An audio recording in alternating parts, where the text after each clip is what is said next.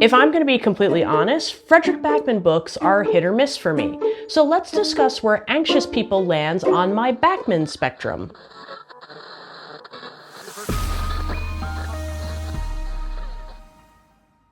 Hi, I'm Amanda, and this is Spineless Books, your one-stop spoiler-free shop for all things audiobook. For those of you who regularly watch my channel, you know that I loved My Friends by Fredrik Backman, so I was really excited to pick up his novel, Anxious People. I spoke to a few of my friends who love reading Backman books, and I found honestly they were torn between which book they liked better, but everybody had a clear answer, so I was really excited to figure out what that answer was for me. In Anxious People, the story, plot-wise, follows a bank robber who stumbles into an apartment viewing and ends up holding all of the prospective buyers hostage.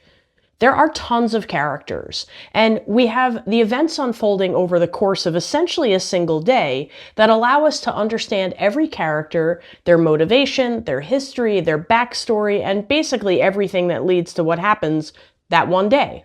Each character is chock full of personality and life challenges, and putting all of these people in one room definitely makes for some anxious people. One of the things I love about Backman's writing is his ability to create characters who feel exaggerated or maybe even cartoonish, yet somehow they're very human and relatable and authentic. I felt like that was true in this book, although some of the characters were just a tiny bit outlandish, but they were unique and memorable. While I cannot personally say that I've been held hostage by a bank robber, Backman makes it easy to empathize with these characters and find a relatable human experience with each one, as different as they are, and I think that's very impressive. For me, Backman books are filled with small nuggets of wisdom, and I feel like it's hard not to smirk and smile as you listen to the brilliant words that he writes.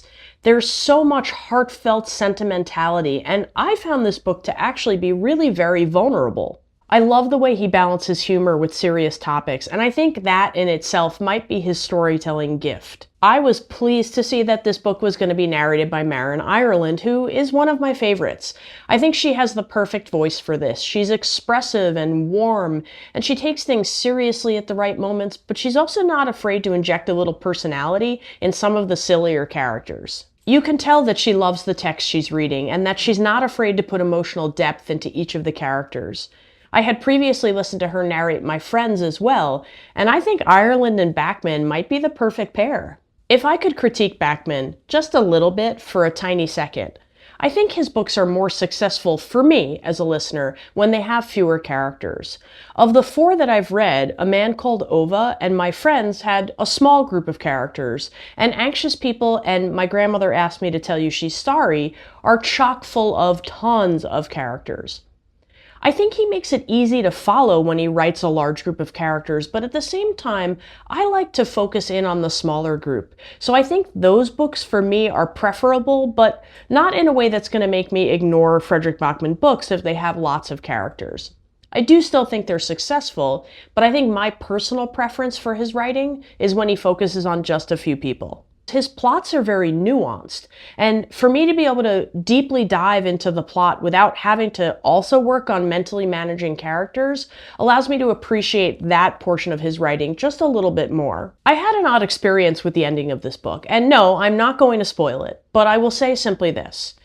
There were at least a few occasions where I thought, wow, that's the perfect place to end this story. And then the story kept going. And then I thought, wow, this is the perfect place to end this story. And the story kept going.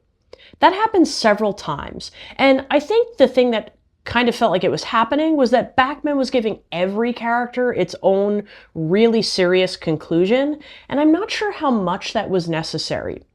The weird part was that every time I heard another conclusion, as I felt it was happening, I thought it felt better, and I thought it made more sense than the previous one.